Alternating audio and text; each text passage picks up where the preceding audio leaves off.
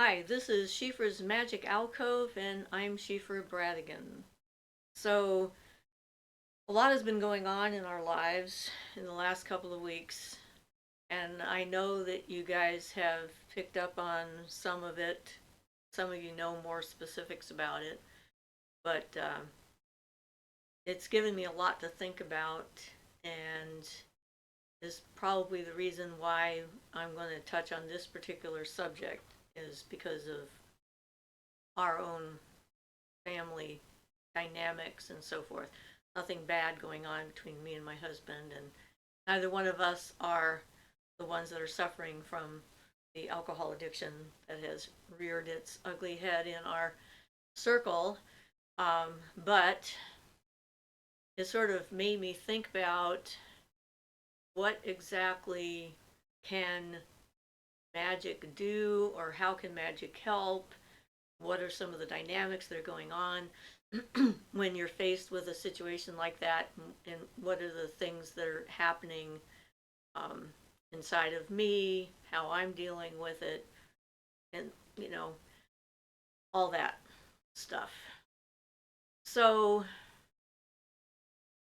the first thing really that impacted me directly was the fact that once the information came out, it helped explain behaviors, situations, and so forth. So that was a relief, even though it was a shock. I mean, my entire world was kind of thrown upside down. And I discovered in that moment, when what I thought was real turned out not to be what I thought it was. And I had to kind of rearrange my entire worldview to take in the new information, or the correct information. Uh, that my my response to that was to get very, very quiet inside. Like, I was so still inside of myself. It's hard to describe. It was like I became a still point in time, and just sat there inside of myself, rearranging my life around this information. And I think that my ability to adapt quickly and to accept reality has served me well. And that is undoubtedly because of all the different things I've gone through in my life, and using ritual magic and working on myself and so forth, to get to that point where acceptance is inevitable. My husband, Ian, says a lot from the time I met him, actually, that it's impossible to make a good decision based on bad information. And so we were making decisions based on bad information because we didn't know the underlying cause of what was going on. And so, they weren't good decisions. They were the best decisions we could make in the moment based on what we thought was going on and what information was available to us. So we're not beating ourselves up for that. But it's just very interesting to see that dynamic and how that happens. Because, it's like you go along on one path and think everything's going this way, and then all of a sudden somebody pulls the rug out from under you. It's been a long time since I've been tossed off a cliff and had the rug pulled out from under me, so that was sort of a nostalgic kind of weird thing, um, not to have experienced for so long, to have it still potentially there because other people live in the world and we're not alone. So, finding out about the addiction was the first step, which I worked through pretty quickly. And then I immediately jumped to the second step, which was, what do I do about it? What actions can I take? I am, generally speaking, a problem solver. Um, I look to solutions. If I find myself in a given situation, I'm always looking for, so what are the steps that we can take to get out of this, to help this individual, to rearrange our life in order to make this a good, you know, and helpful environment and so forth. And so that was my first reaction after finding out about it. And I'm glad that I did have some plan in mind because that really helped me as well as the my loved one. So that got the ball rolling, and then the next thing that happened, however, was not good for me because immediately other family members were like, don't tell anybody about this. It's nobody's business. You need to keep this a secret. And that I can't deal with.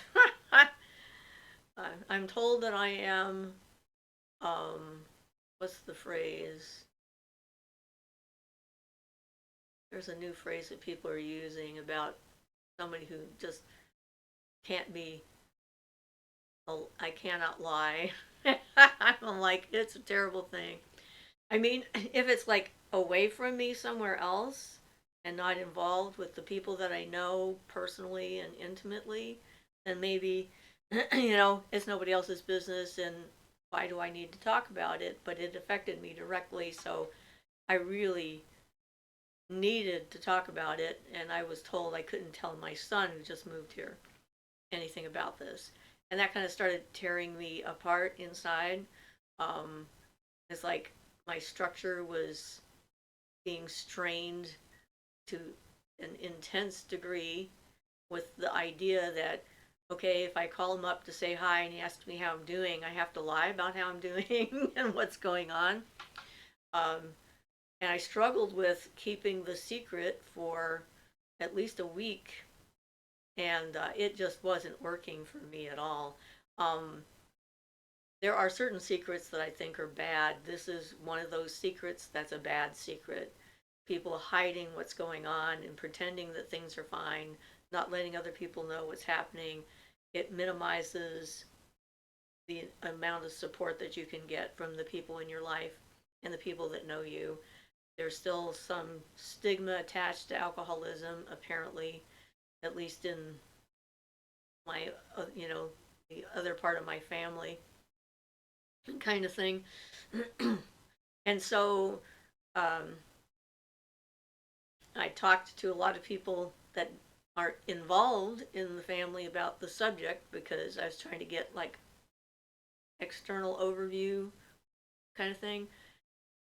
And in my family, with all the abuse that happened, the torture and the abuse that I suffered through, that was a huge toxic secret. And I'm the one who broke the secrets in my family. I'm the one who went through and told everybody everything that happened, everything I could remember, so that people were held accountable and so that people knew where I was coming from and what had happened to me so that I could heal and work through it. So I have a history of telling difficult secrets to family members because I think that secrets like that are bad. I think it's in the dark that these things fester, and keeping secrets is how they fester. That's how the dark comes in, and then people are more isolated and alone because now they don't have an entire group of people they can just talk to about the subject. They have to figure out, is this someone who knows or someone who doesn't know? It made my head hurt. It made my heart hurt. It was like terrible. So I finally couldn't take it anymore, and I decided I was going to tell my son and his wife what was going on because they've moved here now, and they can be part of the solution, part of the support system for the other family member. So I made a date with them to go meet them in a park so that rather than their house, in case some other family member walked in and discovered me telling these secrets, I wanted to feel free to just talk. So we met at the park and we talked for about an hour and a half, not all of it on the subject, but as soon as we got together and I said, do you know anything about what's going on? They said, we have no clue. Okay, here's what happened. And I just started at the beginning from when it came to, when I understood what was going on and what happened after that. and everything else so that they were on the same page. Then after that, we could just talk, which was great. Um, and I felt very relieved, and, and that's, what I needed. I needed to be able to just be authentic. That's what I am, is me, and I'm not an actress. I don't do pretense unless my life is on the line, which is a whole different situation. I can do all sorts of things in a situation like that. But when it comes to the people I care about and the people that are close to me, that's not not going to work. So then I came home from that meeting and immediately told everyone else that I had told them so that everyone knew they knew. So no one had to try and keep the secret anymore. If they wanted to, they could be mad at me for spilling the beans, but it was out in the open, and it's out in the open in the sunlight so that we can deal with stuff instead of that festering thing. So it's made me think a lot. Um, my father was an alcoholic, and of course, he never sought treatment. Since I was born in 1950, this was certainly not anything anybody dealt with, really, back then. There were no treatment centers, as far as I know, not for a long time anyway. And certainly, denial was my father's approach to his drinking. In fact, even on his deathbed, he declared that he couldn't have been an alcoholic because his liver was still fine. And that apparently was like the criteria that he used to decide whether or not he was an alcoholic. My criteria, of course, is if you're drinking a lot of alcohol, you lose control of what you're doing. Um, it damages your life and your relationships. You black out. Um, these are signs of abuse and where alcohol is becoming toxic to your life, not and to your body. The body stuff is secondary to the emotional trauma that the addiction can cause. And so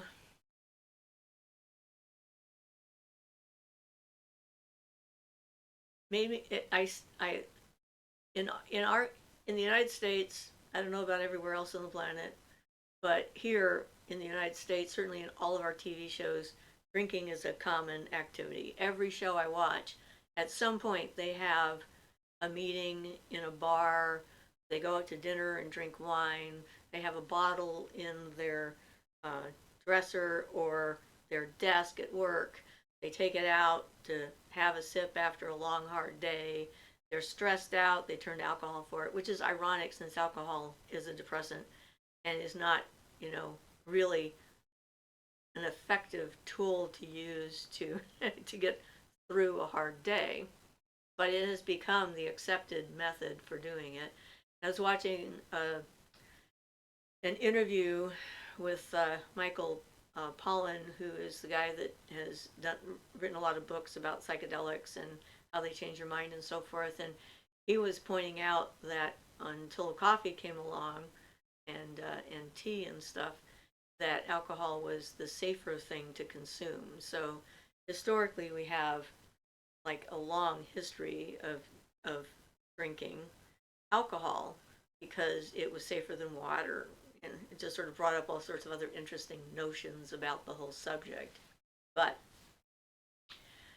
what I want to talk about here is what are the magical consequences and difficulties that can arise from too much consumption of alcohol. Um, and one of them, of course, with an addiction of any kind, is creating larvae. Larvae are mostly invisible to people. Not everybody sees them, but we all make them whether we know that they're there or not. And they're kind of like a vestigial life form. They're not true life at all, but they are created out of the emotions and conflicts and the substance that a person becomes addicted to. And so as a witch and someone who sees that kinds of thing, um, larvae are interesting to me because you can help yourself if you're having a difficulty with an addiction of any kind. It doesn't have to be alcohol. You can help yourself magically by trying to cut off the connection between you and the larva, because the process of what happens when you're getting off of an addictive substance from the mystical, magical point of view is that the larva, even though it's not technically alive, has a desire to stay in existence. It once it becomes, it wants to stay and be. And so if you're trying to stop doing an activity or a substance, it will do everything it can to get you to go back to it, because the longer you're off of an addictive substance, the less strong the larva becomes, and eventually it will wither up and sort of shrink and then fall off. And and it's interesting too that people's larvae can affect others, especially those of us who are sensitive.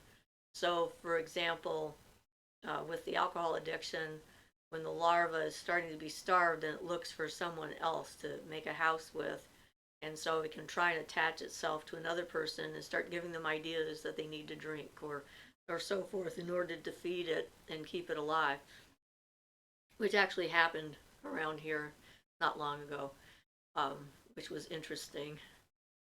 So sort of confirmation about that whole process. So knowing, for those of you who are on this channel, you're obviously interested in magic and witchcraft and ceremonial magic and paganism and so forth, and the unseen and whatnot. It seems like this would be a good part of that to talk about, because it's a real thing. When my husband stopped smoking, he just decided one day he didn't want to be he didn't want the need for nicotine to decide when he had to get out of a class and when he couldn't listen to the class he wanted to be in anymore, because the need to go out and get some nicotine was overriding his desire to stay in the class. This is before we met, not long before we met, so I was glad he didn't smoke when I met him. And so he talked about, when he decided to do that, it was like the universe kept giving him all these stressful situations where normally he would light up, and he resisted it, and he used just straight willpower. He wasn't working with the larva or anything like that. I don't think he knew about them, but he certainly felt them, that urge. And now he has more language base to talk about them with. And so it's because he had a definite personal experience with the larva himself. So it doesn't matter what the substance is if you're trying to change an activity that has a potential to be addictive or is addictive, physically addictive, you will create a larva on the other planes. And someone who really has the sight could probably tell. They could probably see that. So some of the stuff that you could do besides stopping the activity is, cutting cords between you and the larva, doing banishings, personal banishings, the banishing ritual, the pentagram. Ian hasn't gotten the traditional one up yet because he's still working on the tree of life and whatnot stuff. It takes him a while to put a video together. But we do have the meditation up there that you can use to help strengthen yourself and your boundaries and so forth. But also, getting support systems to help when that larva is talking in your ear and trying to get you to do stuff, or talking down at you and telling you you're bad, or negative self-talk is a huge part of it. You need to have some kind of a support system out there to assist with that, whether it's other witches or professionals, counseling, medication, if that is indicated, getting it out of you.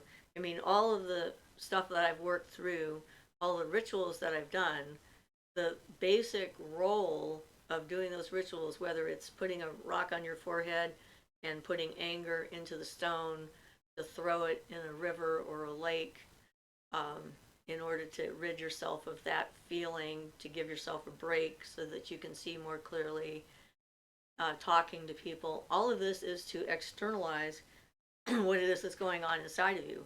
Because if it lives in the dark inside, and it's not talked about or dealt with, it gains strength and power and becomes overwhelming.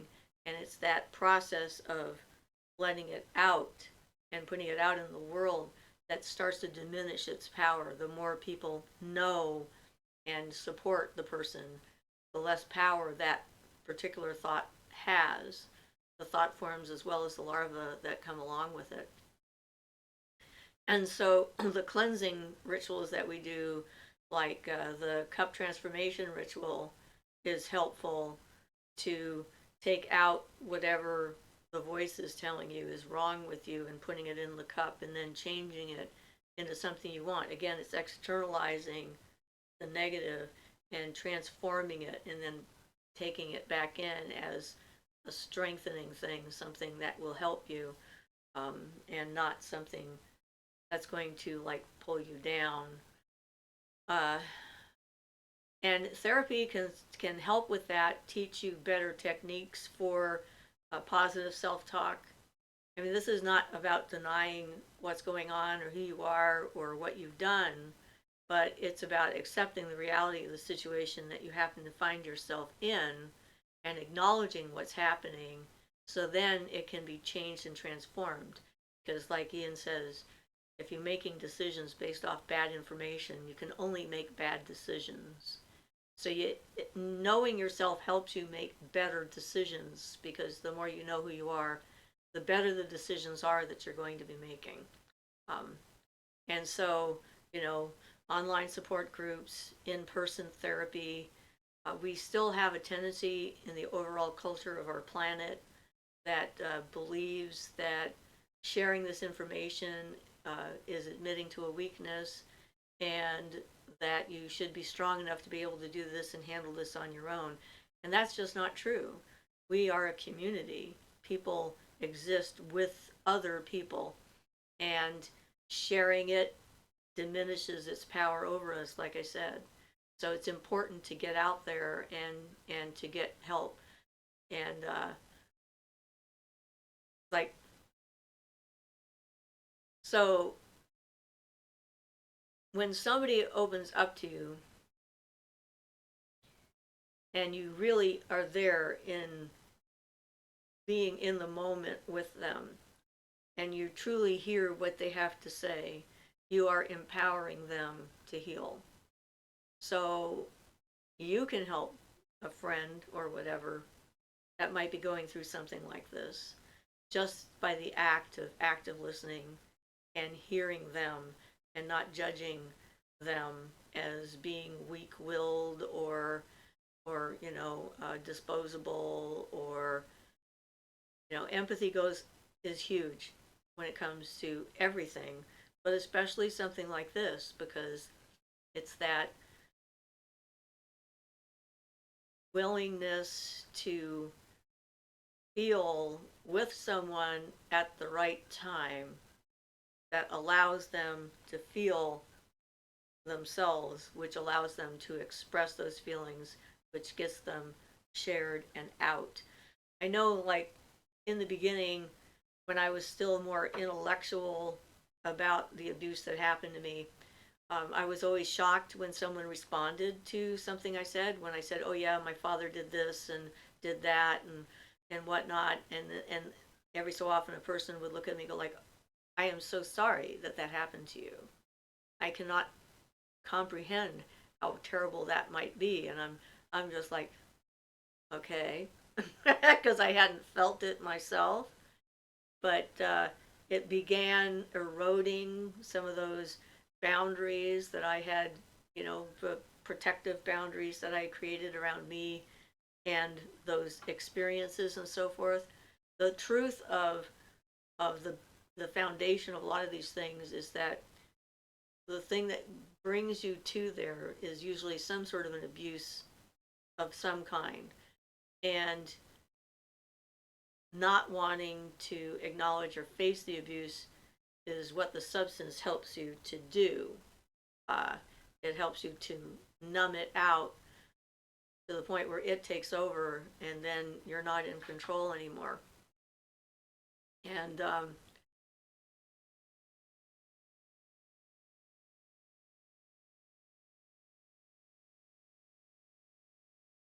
so that unthawing of those defense mechanisms, it's frightening. There's no doubt about it. I remember feeling like I was in a long, dark tunnel, and I wasn't sure if there was an end to this tunnel that I was in when I was beginning to go through therapy. And it's like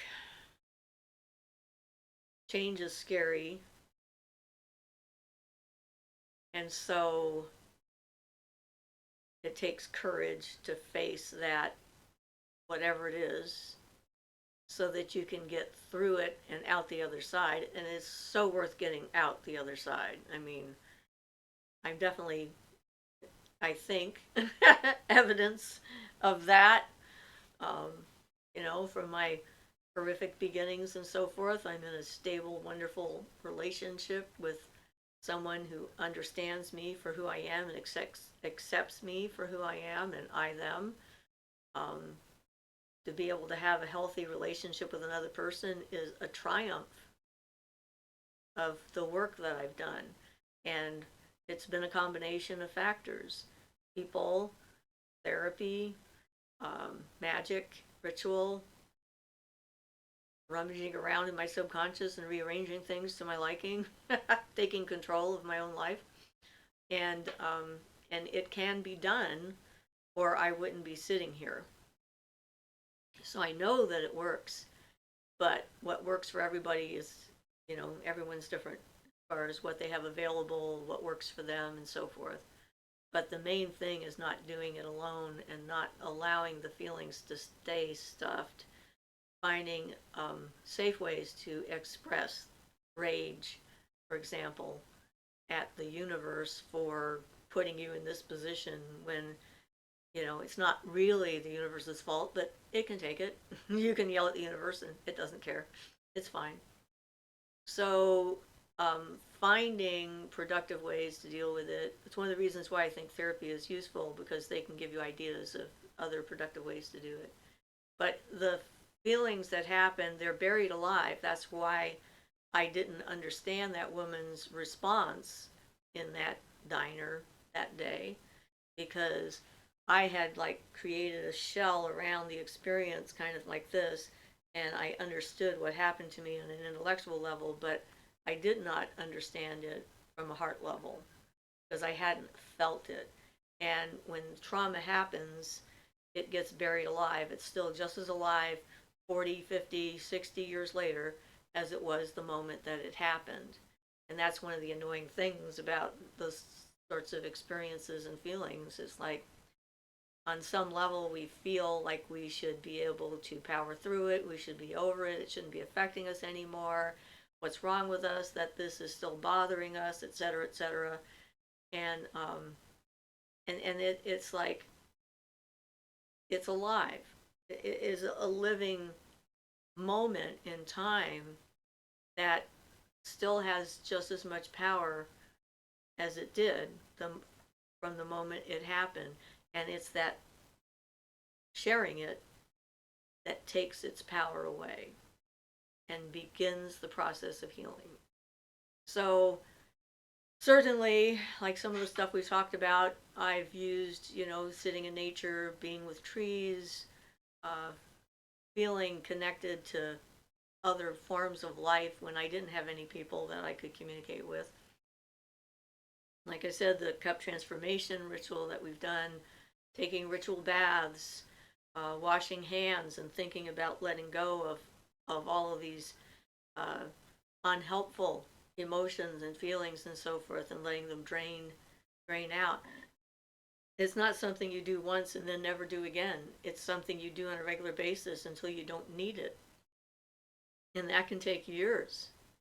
It's like, and even after you don't need it on a regular basis, you still might need it on occasion because you go to the grocery store, or you go to a shop or something, and somebody starts yelling and screaming at you for no reason. We had that happen at Goodwill this week, dropping off a donation and picking up a dresser for my granddaughter so she can have a place to put her clothes. And this old man got very annoyed that we were taking so much time, and he came over and started yelling at us. That one was a minor one, but it's an example, that you encounter stuff that is outside of your control all the time. Like figuring out what you can control and what you can't control is probably the hardest thing for people who get into magic to figure out. There are some things that are beyond our control and beyond our influence. The only thing you actually have control over is you. You are the thing that you can change. You are the thing that you can transform. You are the thing that you can heal. And in doing that, then you transform everything else around you, because what you attract to you changes, what you're willing to put up with and allow changes. You create healthy boundaries, and then the people who don't like them go away. It's like that single act of healing yourself will transform your life, however you do it. So, since we just made the poppets last week, I was thinking that, poppets would be useful for addiction and, and healing, not just of mental health issues, but of physical addiction and so forth, and just add an extra layer of assistance and so forth. If you work with deities, then you can ask them for help. Certainly, if you're having trouble with alcohol, you should stay away from the deities that really love alcohol a lot, like Bacchus and those particular types, because they're all about the alcohol and losing control. That's kind of their thing. And if that's already happened and it's destroying your life, or your personality is eroding, or you're having dark thoughts and you think there's something wrong with you, then they're not a good deity for you, because you can pick and choose what deities that you interact with. So pick one that's going to be a little bit more compassionate, and not ask for that particular thing. So trying to think if there's other things to say about this in particular at the moment, just because we have a lot of stuff up on our site already that go into detail with some of these exercises and so forth.